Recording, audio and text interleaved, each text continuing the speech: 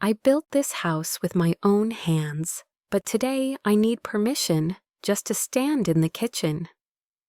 I stood by the fridge, trying to make myself small, like some leftover piece of furniture no one remembered buying. Even the sound of spoons touching bowls felt like something I should apologize for. This kitchen, once warm with the smell of my cooking, now felt like a borrowed space, clean, cold, and unfamiliar. My name is Martha. I'm 70 years old. I used to believe that if I lived quietly enough, gave enough, sacrificed enough, then I would always have a place in my children's hearts. But I've learned people's hearts can be smaller than their homes. That night, Jessica placed a bowl of rice in front of me. Then, with barely a glance, she pushed it slightly away. Like it was in the way of their conversation, she went on chatting with Robert, my son, about their upcoming trip to the Bahamas. The beach, the weather, the Ocean View Hotel. Robert smiled and nodded, completely engaged. Not a single word to me. Not a glance. Not a question like, "Mom, would you like to come?" Or even, "Are you okay?" I just sat there, eyes down, hands trembling around the spoon. Not from hunger, but from a coldness I couldn't name. I used to sit at the head of the table, the one who started every meal. Now I sat by the window, where the light barely reached. That used to be my favorite spot, where I'd hung handmade curtains I embroidered years ago. Jessica replaced them with plain white fabric, sterile, emotionless, just like this home had become. Dinner ended in the usual clatter of chairs and cutlery. No one asked if I was done. Jessica cleared the table, swept up every dish except mine. The bowl sat there, full, unwanted, cold, like me. I heard laughter from the living room. The TV was on. Their voices floated in, talking about new movies and weekend plans. None of it reached the chair where I still sat. I was like a shadow on the wall, present, but never part of the picture. Later that night, I passed by their bedroom and heard Jessica whisper, "I'm exhausted living with her. She just floats around, doesn't help, doesn't do anything. It's like living with a ghost." Then came a laugh, light but sharp like a razor. Robert said nothing. And that silence, it pierced deeper than words ever could. I stepped back, fingers tightening on my old nightgown. Not because I was angry, but because I was ashamed. I once stayed up all night when Robert had the flu, skipped meals so he could eat more, scrubbed his school uniforms by hand until my knuckles bled. And now a single sentence and a silence made me feel like I didn't belong anymore. I returned to my room, small, faded, more like a storage closet than a place for someone to rest. I opened a drawer and pulled out an old photo, me and my husband, standing in front of this very house when we first moved in. I remember his eyes, so full of pride. "We'll grow old here, together," he said. I believed him. But tonight, I realized I was more of a tenant now, paying rent in silence, surviving on tolerance. I used to call this place home, but now I honestly don't know if there's anywhere left in the world that still calls me theirs. That morning, I got up early, like always. I've made it a habit to rise before the kitchen does, before the lights, the noise, before I might be told I'm in the way, as Jessica once so casually said. I moved quietly, not turning on the lights, letting the soft blue of dawn guide me. When I reached for the top shelf of my cabinet, my hand froze in the empty space. The cup was gone. My porcelain cup, pearl white with a soft flared rim and silver edge. The bottom read in tiny print, Venice 1976. My husband and I bought it during our honeymoon. We could only afford one souvenir. That cup was it. We carried it home across oceans. I kept it ever since. That cup was the last piece of my life that belonged only to me. I looked everywhere. The lower shelf, nothing. The cabinet by the sink, nothing. My heart started racing. That cup held more than tea. It held time. It held hands held in springtime along Venetian canals, laughter over cheap wine, and my husband's voice. We can't bring all of Italy home, but we can bring one thing that reminds us we were here. So much of my life has been packed away, lost or left behind, but not this cup, not until now. I walked past the living room. Jessica was on the phone, pointing vaguely toward the kitchen. I followed her hand, and that's when I saw it. My cup was in the trash, broken in half, the rim chipped, the letters Venice 1976 scratched and smeared. Beside it, stuck to the lid, a crumpled sticky note in Jessica's handwriting. Old mug, taking up space. Taking up space. That phrase hit me like a slap. Not just the cup, me. No one asked if it was important. No one bothered to check before tossing out the last thing that still held a piece of my past. I bent down and picked it up, my hands shaking. I didn't cry, I just sat. The kind of silence that comes from a place too deep for tears. Jessica noticed and shrugged. "Oh, that thing. I thought it was old. You never use it." She chuckled a little, like it wasn't worth a second thought. "Why keep it, Mom?" I couldn't answer her. My throat closed tight, not from anger, from something worse, grief with nowhere to go. I brought the broken pieces back to my room, washed them carefully, dried them with my softest cloth, then wrapped them in an old handkerchief and tucked them into a drawer, not to use, just to remember. That night, when Robert came home, I gathered the courage to speak. "Robert," I said gently, holding the cup's fragment, "Jessica threw this away. Do you remember Venice?" He didn't look at me. He was unzipping his coat. "Mom," he said flatly, "it's just a cup." Just a cup, just some letters on porcelain, just memory.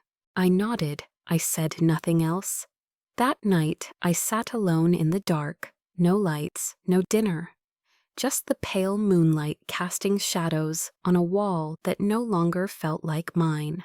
I thought of the things I had tried to hold on to, the people I'd loved, the life I thought would be remembered. And for the first time in my life, I asked myself, if even a memory can be thrown away for taking up space, then what am I, in this house that no longer makes space for me? I couldn't sleep. The room was too quiet, not the kind of peaceful silence you welcome at the end of a long day, but the hollow, unnatural silence of a place that's forgotten how to live. No one called Mom, no footsteps, no sound of boiling water in the kitchen, just the steady ticking of the clock, like it was counting down the seconds I still mattered. I turned on my side. The bed dipped deep on one side, the only side that ever held weight anymore. I touched my shoulder, once strong enough to carry a family, now frail, tired, bony. I closed my eyes, and memories rushed in like a wave. Back then, I never waited for an alarm. I always got up before the sun, before anyone else stirred. I was the last to go to bed, the first to wake up. Every day, I hand-washed piles of laundry, cooked 3 meals, cared for a sick husband and a growing child. I didn't keep count, because I believed women were born to hold up the house. I remember my hands, rough, cracked from cheap soap, blisters so bad I had to wrap them in cloth at night. And still, the next morning I was back to scrubbing, wiping, chopping, because no one had time to ask if Mother's hands were bleeding. Robert used to get sick a lot as a boy. I'd cradle him through long nights, gently patting his back, humming lullabies, pressing cool cloths to his forehead. He'd fall asleep eventually. I didn't. I sat there for hours just making sure he was still breathing. And now that he's grown, has a house, a wife, I live in a room I once scrubbed clean with my own hands. And when I speak, they say, "Mom, you should rest. Don't worry about these things anymore." They're right. I'm old now.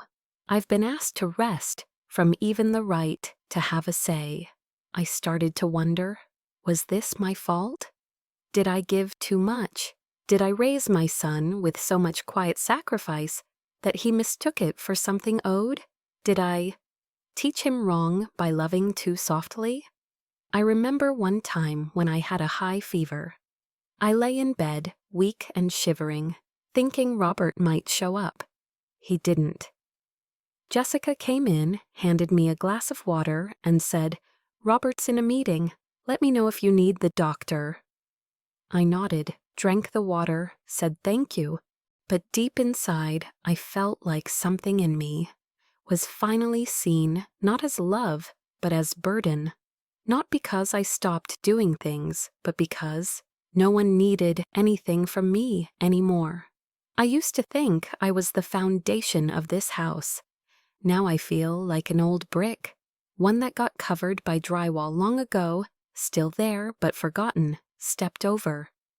That night I didn't cry, but something inside cracked, not loud, not obvious, like a quiet drop of water falling somewhere deep in a dry well.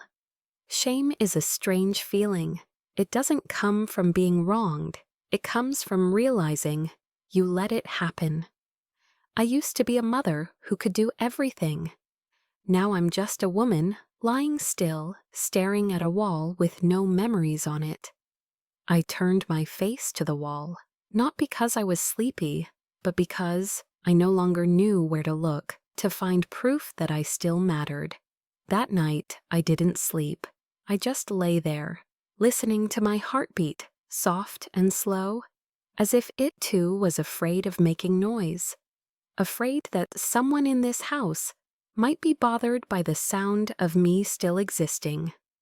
The next morning, I woke up earlier than usual, not because I had chores to do, not because someone needed something, but simply because I couldn't lie there one more morning.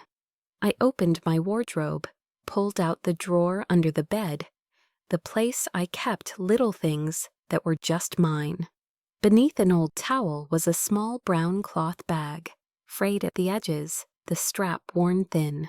I used to take that bag everywhere, to the market, to part-time jobs, to prenatal checkups when I was pregnant with Robert. It once held vegetables, coins, fever medicine, and even Robert's school certificates, and now it held a decision I didn't yet have words for. I opened it. Inside were a few crumpled bills, a folded handkerchief, a yellowing note, and an old iron key. I stared at that key for a long time.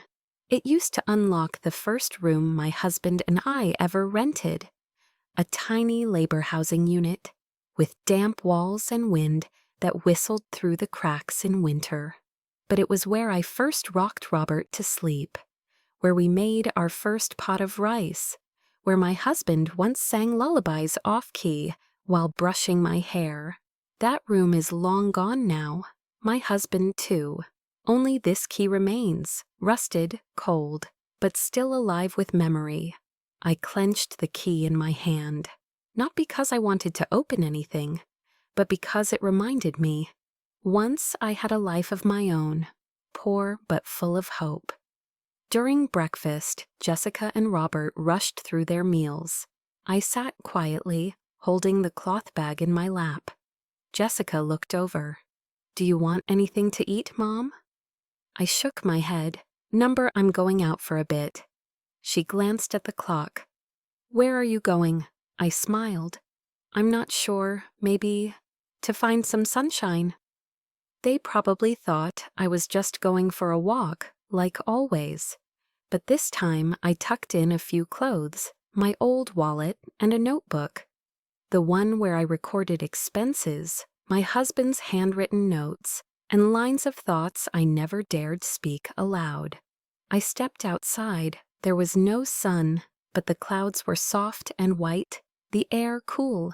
I walked slowly to the nearest bus stop. For the first time in years, I was walking with no destination, but without fear. At the stop, a young girl sat beside me, hugging her backpack, dozing off. I looked at her, and suddenly I saw myself from decades ago. Once, I too had a cloth bag.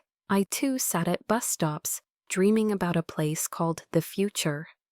The only difference is, back then, I was going to start a life.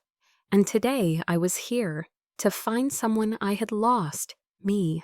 The bus came. I didn't get on. I stayed seated, not because I was unsure, but because, for the first time in a long time, I was listening to something inside me. I took the old key from the bag, placed it in my palm. The dull metal glinted faintly in the morning light.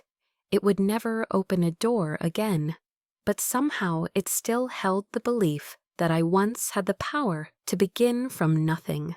The old bag, the old key, and this heart of mine, worn, yes, but not extinguished, still beating, still holding on.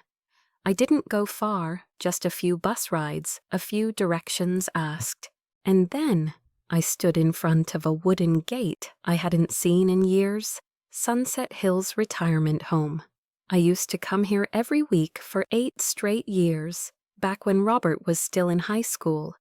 It started as volunteer work, cleaning rooms, washing hair, reading newspapers aloud. But slowly, this place became the one space where I still felt useful, even if only through a gentle touch or a listening ear. I walked down the tiled corridor. It smelled faintly of chamomile. The sunlight spilled gently through the windows. Somewhere down the hall, I heard the soft squeak of a wheelchair. Each step I took stirred up another memory. I used to think people came here because no one loved them anymore. But after all those years, I learned. It's not that no one loves them, it's that no one wants to understand them anymore. And now, here I was, a mother, a widow, standing on that same line, between being part of the family and being just another piece of old furniture, unnoticed in the house she built.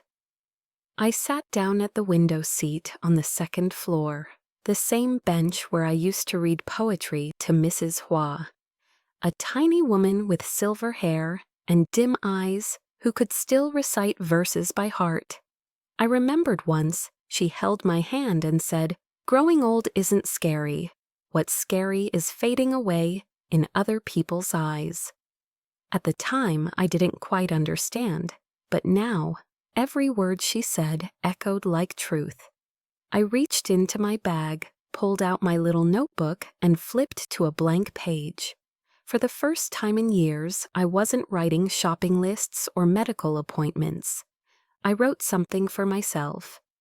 I'm walking, not to run away, but to find the woman who once knew who she was. I pressed my lips together, looked up at the ceiling. A young nurse walked over. Her eyes lit up. "Mrs. Martha, oh my goodness, it's been so long." I smiled. "It really has. You still remember me?" She nodded, holding my hand warmly. We chatted for a bit. Then I asked, "Are there any vacant rooms in the back wing?" She looked a little surprised, then nodded. "Yes, ma'am, but are you—" I shook my head with a calm expression. "Not yet. I'm just asking. Maybe, one day, I'll choose to live somewhere I'm still called by my name, not just Mom or Grandma." I left the home as the sky began to dim. I didn't rush back. Instead, I wandered the streets of a neighborhood I barely remembered. I stopped at a tiny diner run by an elderly woman around my age. I ordered a bowl of crab noodle soup and sat by the window. For the first time in years, I ate without rushing, without glancing at a clock, without anyone waiting and no one pushing me to finish. I ate like every bite was stitching back a piece of myself I'd long forgotten. Outside, a soft rain began to fall. I opened my old cloth bag, pulled out a small umbrella, and stepped into the drizzle. The rain whispered against the pavement. My shoes tapped gently on the wet sidewalk. I was alone. No one walked beside me. But for the first time, I didn't feel lonely. I felt alive. I stood under the shelter of the bus stop, my umbrella hanging at my side, dripping rainwater onto the sidewalk. It wasn't cold, but the breeze brushing the back of my neck made me shiver, not from the weather, but from the realization. For the first time in over 30 years, I didn't know where I would sleep tonight. I reached into my bag and pulled out a neatly folded piece of paper, the one I'd written in that tiny diner earlier. I choose to leave not because I've stopped loving them, but because I need to love myself again. I read it over and over.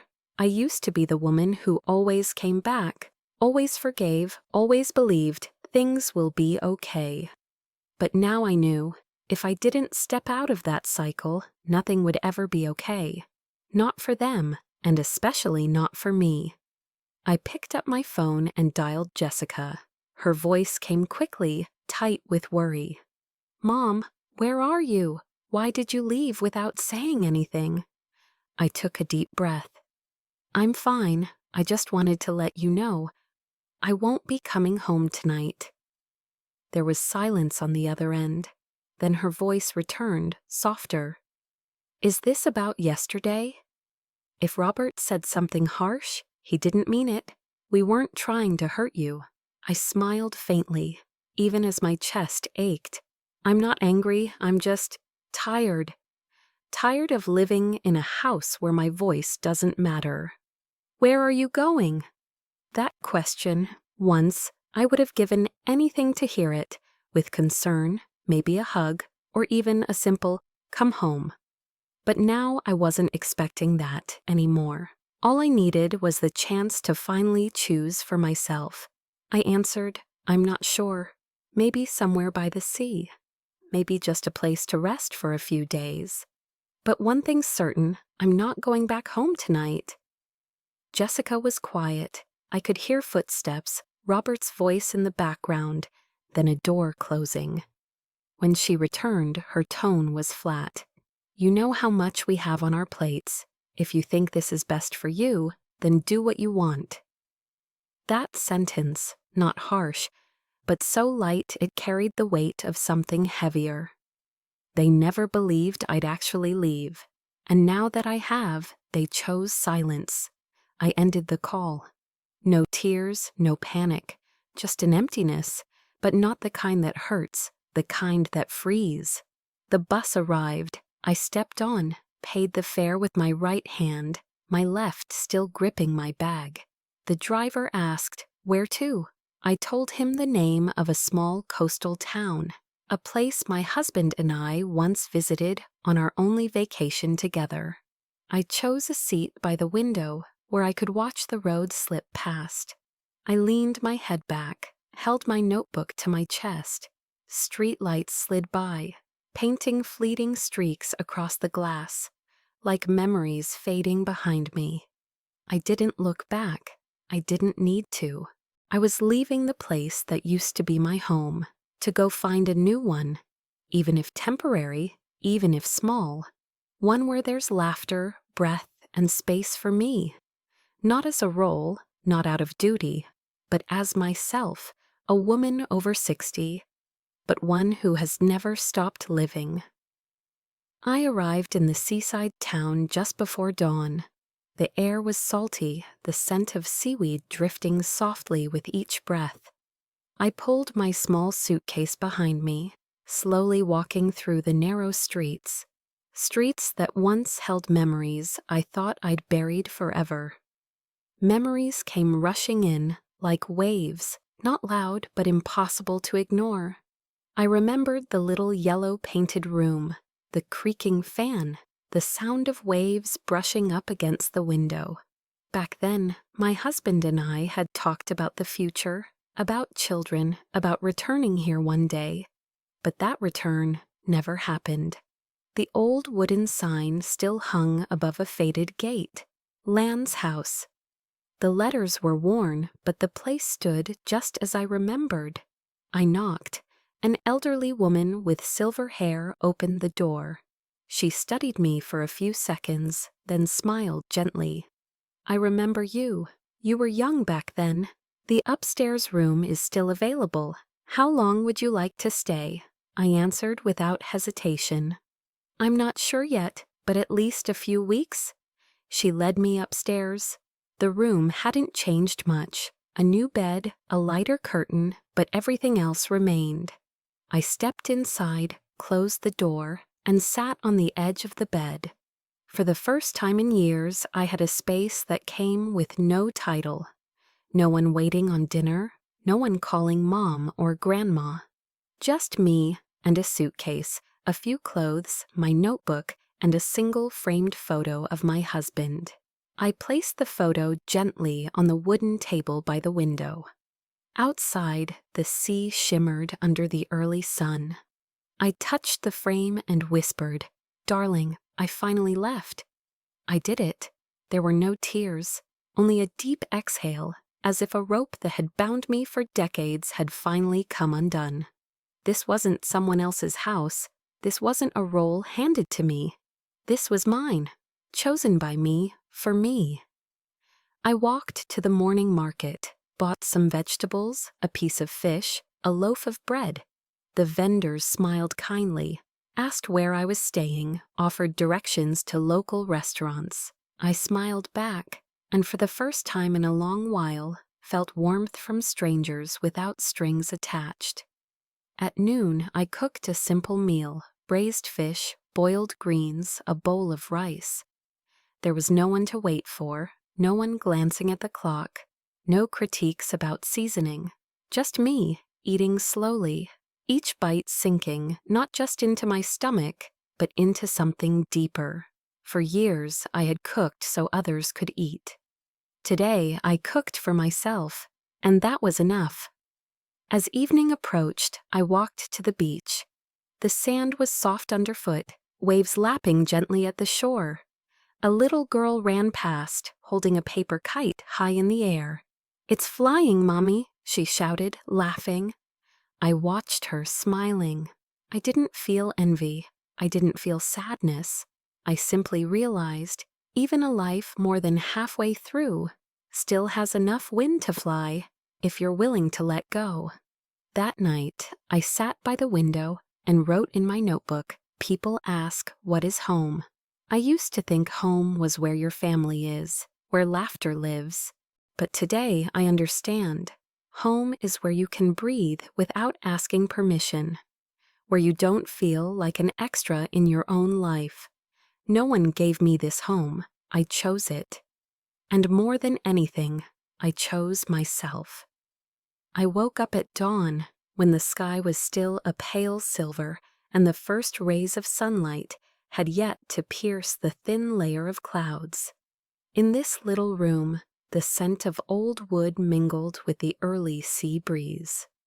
I sat up, stretched slowly, as if each bone in my body was taking its first breath of freedom. I stepped out onto the balcony, where a worn wooden chair and a pot of blooming bougainvillea waited. The waves still crashed gently on the shore, steady like the heartbeat of the ocean, and mine now calmer than ever. No more crying children, no more guilt whispering in the dark, just the wind, the sun, and me alone, but no longer lonely. It was my 6th day here, 6 days with no messages, no calls from home, 6 days without cooking for anyone, without lowering my head to a careless word. 6 days, the very first in my life, living for myself. No fear, no guilt, no asking for permission. I put on a plain white shirt, soft cotton pants, and walked to the familiar seaside cafe. The owner greeted me with a warm smile. "Would you like your usual seat by the window?" I nodded. A cup of strong black coffee arrived. I inhaled its aroma as if it were something precious I had forgotten I deserved. I opened my notebook and turned to the pages I wrote on the night I left home. Tears had soaked those early words. I'm invisible in my own kitchen. I miss who I used to be. I just want to breathe. Now it was different. I continued writing. I have breathed deeply, long enough, and I know now I am still alive. Around me, life went on. A young mother dozed off with her baby in her arms. A group of tourists laughed, snapping selfies. An old man strolled by with his aging dog. No one knew who I was, and I no longer needed them to. I wasn't Jessica's mother, not Ben's grandmother. I was Martha, a woman with a name, a story, a past, and now a future. I remembered the afternoon I left. No luggage, no goodbyes. Jessica had said, "It's up to you." At the time it hurt, but now I understood. That sentence had opened a door I had long feared, believing it led to a void. But it didn't. On the other side was sunlight. I left the cafe and walked along the shore. The sand was warm beneath my feet. Children played in the distance. A kite soared above, dancing in the wind. I looked up and wondered, why did it take me over 60 years to cut the string? That evening, I made myself a simple dinner. Scrambled eggs, vegetable soup, a small glass of wine. I turned on the warm yellow lamp, played an old love song I used to adore. I ate alone and felt no emptiness. I was living, and for the first time, I didn't need anyone's permission to do so. I wrote on the final page of my notebook, "Freedom is walking away when you're hurt and not going back. Freedom is staying still without being called selfish. Freedom is knowing your worth, even if you belong to no one." I closed the notebook, exhaled, not out of exhaustion, but relief. Tomorrow morning, I'll rent a bicycle and ride along the coast. Maybe I'll stay longer than I planned. Maybe I'll find a small job, helping out at the bakery perhaps. I no longer seek a place in someone's heart. I just need a place for myself on this final stretch of life.